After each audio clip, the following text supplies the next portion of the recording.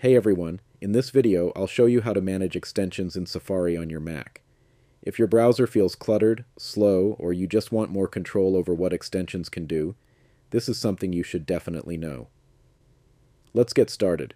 First, open Safari on your Mac. At the top of your screen, click on Safari in the menu bar, then select Settings.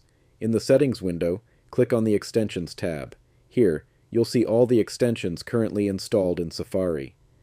To turn an extension on or off, simply check or uncheck the box next to its name. If you want to completely remove an extension, select it from the list, then click on Uninstall. You can also click on an extension to manage its permissions. For example, you can control which websites it can access, whether it's all websites, specific sites, or only when you allow it. If you want to install new extensions, click on the Browse Extensions button from this window. This will take you to Safari extensions where you can browse and add new ones. Managing your extensions regularly helps keep Safari fast, secure, and clutter-free. And that's it. You now know how to manage extensions in Safari on your Mac. If you found this helpful, make sure to like and subscribe for more simple and practical tutorials. Thanks for watching, and I'll see you in the next one.